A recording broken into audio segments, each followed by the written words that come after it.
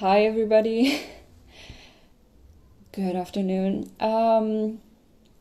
Today I'll be streaming from another part of my house because they just opened the park in front of my house, and the kids are making a bloody racket. So I decided to move a little bit more away from that.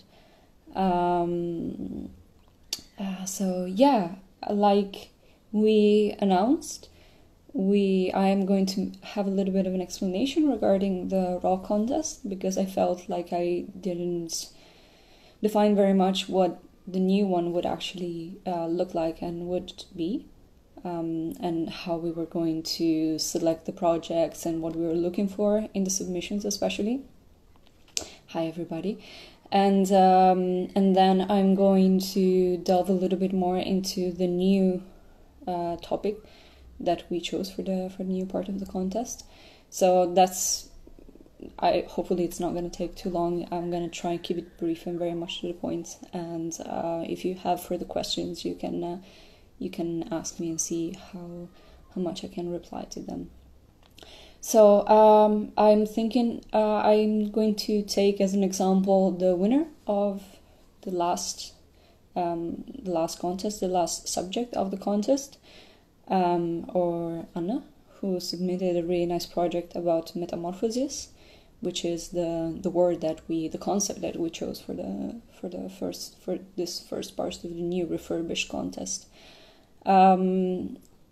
What I was very glad to see in her submission was the fact that not only she made, in my opinion, a really nice selection of the pictures, but she was very much to the point regarding the explanation of her project, of her own interpretation of what metamorphosis was. Hi, Natalia. And especially she was also including, hi, Pablo, she was including a lot of her own process of it. So not only regarding the submission that she made for the project, for the contest, but especially how she has been working with photography in the last few years, and what her own process of taking photographs and developing a project was. So in the submission that she included, there was a document explaining with text that in which she included her CV. We did not ask for it, but I mean it's a very nice addition, and it's always nice to see that how people are engaged, and how active they are, and where they are trying to show themselves and trying to participate. So she had her CV, and then she had a small explanation regarding her own process of working with photography, and especially as a maker, as a visual creator. And then in the document was also included this metamorphosis, the metamorphosis for her, what she thought her own interpretation of the concept was, and especially how this was reflected in her own selection. And that's what I'm trying to stress a little bit about. That's what we are looking for, especially in this new in this year's contest. So not something that is mainly something that you have a concept which is light or colors, and then you choose the best photograph that can fit with it, that you have taken or that you are taking. But especially I would stress that it's really important to justify what you have, how you interpreted the concept itself. So what do you think it's important, or what do you think your selection shows in addition, as a new addition to what we asked you or to what we put out, in a way. So like I said in the live from Sunday with Alexi, it struck me as very intuitive in a way, but at the same time something that was not too too boring in a way. So it actually took me by surprise that she made an interpretation regarding materials. Hi, Loeben. She made an interpretation regarding materials and how hard materials become pliable through time and through transformation, and that's where her process was trying to highlight. So her selection of photos was trying to highlight, and then she justified how this metamorphosis was actually a work of time and a work of patience, and especially how something is transformed, like the first stage was actually transformed in a second that was completely different and fluid and had another shape, another form, another just another pliability in general. And as I had mentioned, it struck me as quite interesting, because my own interpretation of metamorphosis has always seen to live things. So whenever I think about it, it's like a worm or like that has been encased in a cocoon and then it becomes a butterfly. And this caterpillar that is transforming inside is just actively transforming itself into something different. But both of the stages of the process, like before the transformation, during the transformation, and after the transformation, they're all alive.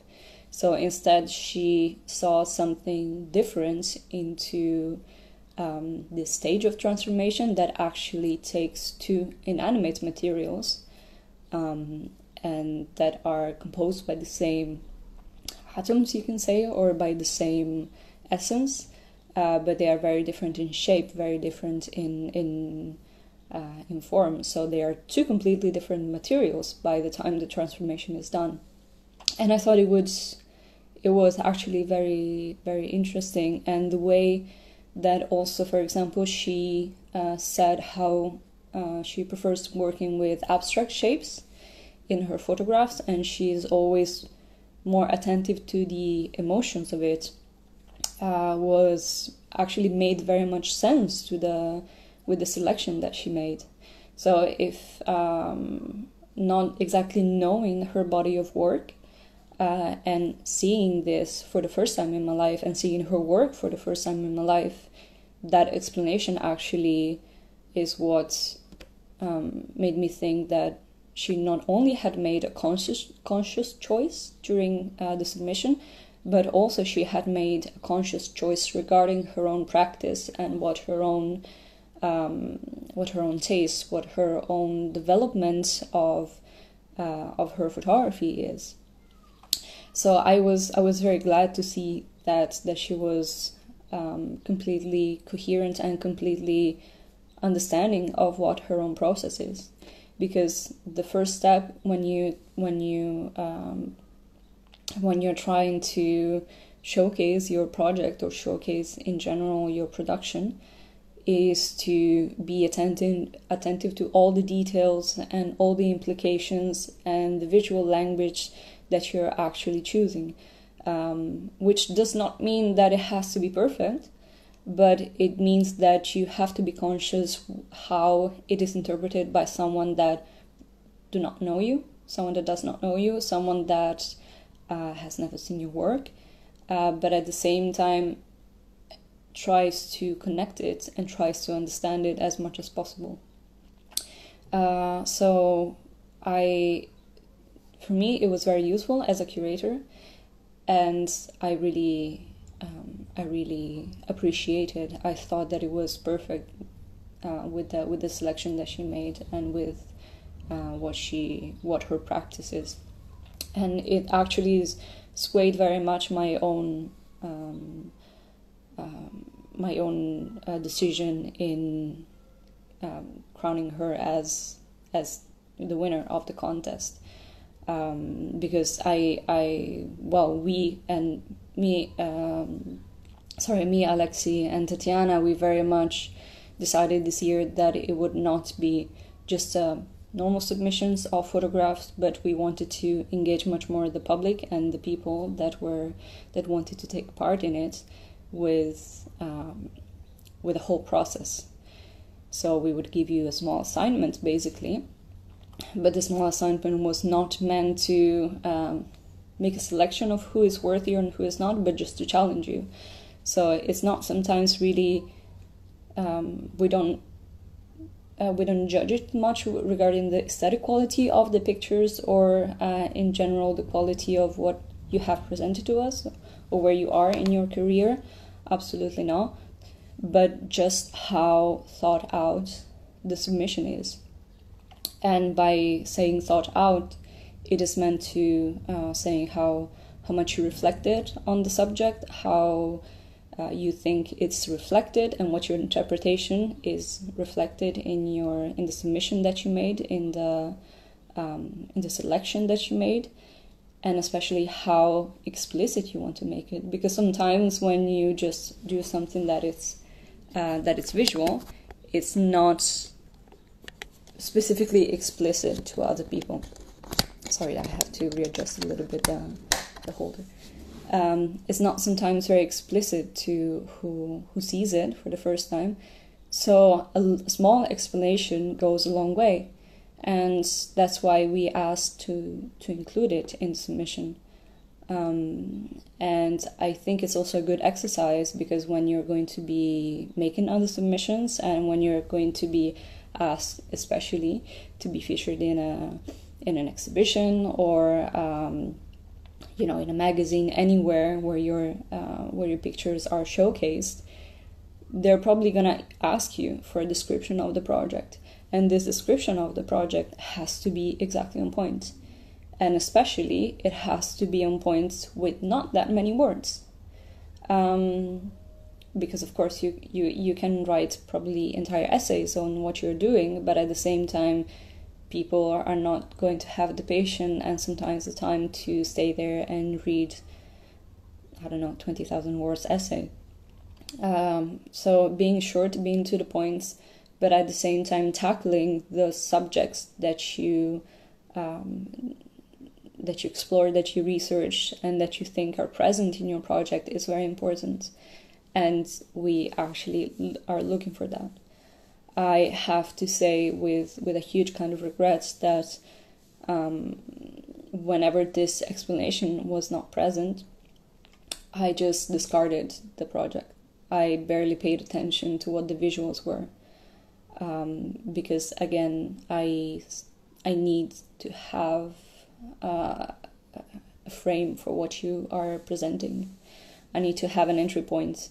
I will then make my own conclusion, and I think from what you write, I understand if it actually makes sense or not with what you have done, what you're doing, or what you're showing. But at the same time, I want to hear your voice. I want to hear what you have to say regarding what we put out, like what regarding the concept of the contest. So I found myself in the horrible position of just sometimes ignoring a little bit what the projects are, because they did not have all the requirements that we asked for. And considering we are trying to do something different this year around, this year around we really want to be a little bit more challenging to the people, and not to the point of being too difficult, but just to the point of pushing a little bit, of like coming with a fork behind your back and just push you a little bit further. So that's what the new refurbished contest wants to do. So just to make it a little bit more clear and to the point, please, if you in the new one, please do include a description of your selection, a description that is concise, that is short, that is to the point. You do not have to. I mean, if you're not comfortable with writing, you can have someone else help you out. That's not a problem, absolutely. But it should be clear enough for me to understand what you have worked on in the last 2 months, for example, or if you actually have happened to work a lot longer on it and then you just present it to us, or even if it's still ongoing. So if, for example, you happen to stumble on one of our subjects, and then you say, okay, I'm actually been working on this project for the past 6 months. It's still not actually finished, but I'm going to make a submission and tell you that it's part of an ongoing project. Perfect, wonderful, do it. And if actually you're going to be selected and you're going to win the contest, like for one of the subjects, for one of the periods, I can also help you with the development on it, with what kind of difficulties are. So honestly, do not be intimidated by it. It's nice to show yourself that you're a little bit fragile and that you're still in a learning process, because everybody is. I am. We are all doing it. I know, being 28 years old, that I'm not going to have the same knowledge and experience when I will be 60. So I don't see why I should flunk myself as an all-knowing and all-encompassing deity. Absolutely. So do include this description. Sorry, I've just started talking again. Do include this description. Do include a sharp selection of images. It's not a problem if it's only one image. Absolutely. I'm one of the fans of including less pictures, but just being very sharp about it. So 4 can also be kind of challenging, and especially when you have to produce them new. But if it's only 1, perfect. In one picture you can encompass a lot of concepts and just be very clear of your own interpretation of the subject. So and it actually is a much better exercise, because the sharper you are in making your selection, the better the result is going to be. So if you're a little bit forced sometimes to choose only one picture, it's a bigger challenge, but it sometimes yields much better results than selecting 4. So again, please include the description, please include the selection, sharp selection of the photographs, of the images that you think are suited, of your own interpretation. And if you want, like Anna did, and include a little bit, let's call it an artist statement, so what your practice is, what you are fascinated by as a visual artist, the more the welcome. What I am sometimes a little bit in difficulty with, and we had a few submissions about it, is that people are putting out other written content that is not exactly an explanation, but maybe it's about poetry that they wrote, and it sort of makes sense with their images, but at the same time, we are not a curatorial platform for like a gallery for writing artists. We do visual arts, contemporary visual arts. So I would like to kindly ask you that if you want to do some part of poetry, if you want to include it, that's fine, but let not it be your only explanation of the project. If you think that it's absolutely necessary for me to understand it, okay, do it, but let it not be the only description of it. So yeah, the more information you put out, it's always nice, but they have to be sharp, just like the selection of your images. So I think that right now we can move to the small explanation of the subject of the next part of the concept, so of the second period. Like we said and we announced earlier this week, we chose the last stanza of a poem by Robert Frost. I the reason why we chose it was because we thought it'd be best to have a connection with nature. And Robert Frost was one of those, well, poets in history, in the history of literature in general, well, Western literature mostly, that has always shown a very tight connection to nature, and not in the best of ways, but sometimes nature has been a refuge to him. He's lived in like society, in what we can well, in cities in general, and in civilization, what we can call civilization, all his life as well. But there were moments of well, not really his career, but really of his life, that he found himself to be drawn by nature and to be driven into nature, and to seek refuge into that. So the reason I think that Robert Frost is mainly known for a poem which is called "The Road Not Taken," and it's a poem about opportunity and life choices in a way, and how different they make your life. And there is, people have written literally rivers of ink as explanation and critiques on that. And it's a really beautiful poem, but I wanted to a little bit more focusing more on the aspect of the nature and how the connection to him it was. So we chose this poem, which is called "Stopping by Woods on a Snowy Evening," that I will read to you briefly in a bit. And we actually chose the last stanza as a subject for the next contest. I told you a little bit about him. I will read it and then tell you a little bit more about the poem itself. I don't want to go too deep into that. Not because I don't think it's necessary or useful, but at the same time because I think it's nice to leave a little bit more to the interpretation of what your thoughts are, especially what your feelings are.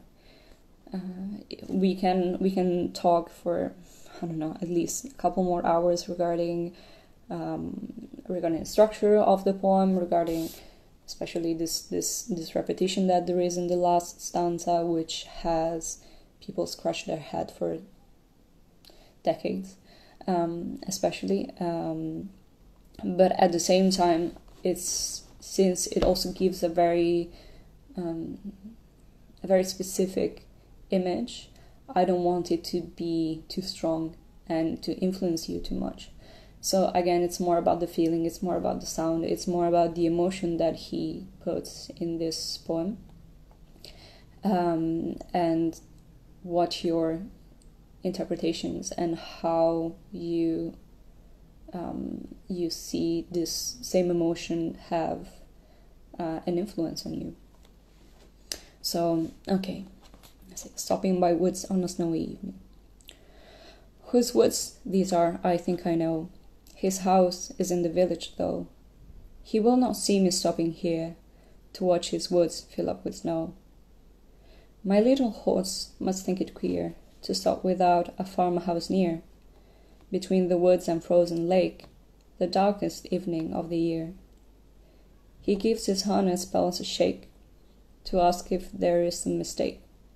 The only other sound's the sweep of easy wind and downy flake. The woods are lovely, dark and deep, but I have promises to keep, and miles to go before I sleep, and miles to go before I sleep. So just to be clear, we chose the last stanza, which is, the woods are lovely, dark and deep, but I have promises to keep, and miles to go before I sleep, and miles to go before I sleep.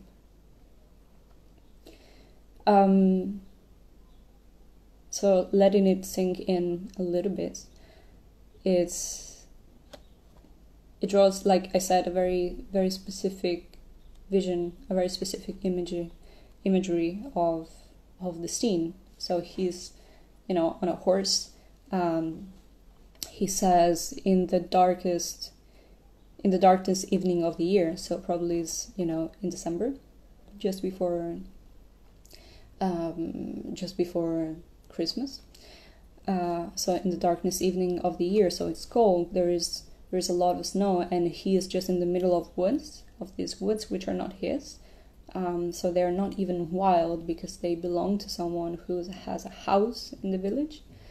But at the same, he finds there himself alone, just only with his horse. And he is suddenly struck by the harmony, by the scene that is presented before his eyes of this loveliness and deepness and darkness of the woods that is there in this specific moment. And he stops a little bit to just being able to, just to take it in and to admire it. And then his horse, suddenly it's, it could be the much more rational part of the brain or of the duo says, okay, well, why are we stopping? We're not there yet. Why is it necessary to stop here? Is there something happening? So they are torn between the fact that they're drawn by the woods and the fact that the horse actually wants to go somewhere safe. But at the same time, is it really the horse, or is it just part of his own conscience? We actually don't really know. You could say that it's both, and that's why he says, "But I have promises to keep and miles to go before I sleep." At the same time, I would love to stop here and just immerse myself a little bit more, but it's not what I have to do. I have to get out of the woods and I have to go back to civilization a little bit more. So how do we conciliate? How do we reconcile this to this dichotomy that there is in the humans of being drawn to nature, being fascinated by nature, but also having to go back to civilization, having to go back to the cities, to where your house is, to where it's safe, especially because sometimes, like he says, the woods are lovely, dark and deep, but there is also an underlying threat from nature, because it's cold. So if he's gonna stay there and admire a lot longer, he's probably gonna die of bifrost. He's probably gonna die of cold, and the woods are not necessarily something that are made for humans to live in. But at the same time, why are we drawn to that? So what is the individual's relationship to nature? And at the same time, what are the challenges that nature poses for humans? There is also a critique about the last two lines that are repeating, that says, "And miles to go before I sleep, and miles to go before I sleep." People have written about the fact that the first time he writes it, he means it literally. I have a lot of miles to go, like to ride with my horse before I reach my house and I am able to sleep in my bed. And then a lot of people say that when you repeat it, it actually is much more of a metaphorical sense. So it's miles to go during in the path of your life before I sleep. So before I die, before I encounter death. In a way, to be a little bit macabre, but sometimes that's just how it is. One of the things that I didn't know about this poem is that apparently he just wrote it in just like one time. So just very, how can I say, very, very just out of impact, just came to him, and he wrote it in one stance. And I think you can actually feel it. That had much more of a feeling that had to come out and that had to be put on the page. And that's why it just makes so much sense. It just feels like one piece, like just something coherent, just something that has been there for a long time and now it's taking shape and form. And it's also something, and also the reason why we chose the last stanza is that it's something that leaves you sort of hanging in there, but not in a bad way, in hanging in there to the point of having to read it again and having to think about it again, and just tasting on your tongue the sounds and the weight of the words, especially, which is what I encourage you to do. So again, I gave a little bit of an explanation of what, critical explanation of what the poem entails. But my advice is, if you want to do more research on it, perfectly fine. But at the same time, I would be much more interesting in those who want to take part into the contest to just read it again, focusing on the last stanza, and just having it, just like rolling it around your tongue, something that is, just like a sweet or something that is nice to taste, like a song that just keeps on playing in your head. So these emotions that you feel, or this implication that you think this last stanza of the poem has, how do they reflect on you? How do they reflect on you on a daily basis? Or how do you think, or has the same happened to you, something like once in the past, that you found yourself just like Robert Frost, stopping in the woods or stopping in the middle, of the fields, and having the same feeling of having been drawn by the nature, but at the same time having to escape from that because that's not exactly where you reside. Or on the other side, if there is something that drives you a little bit more regarding specific parts of the poem, like a line, or even just one or two words. So for example, this miles to go before you sleep, what do you think it actually represents? What do you think it actually means for you? Hi, Alexi.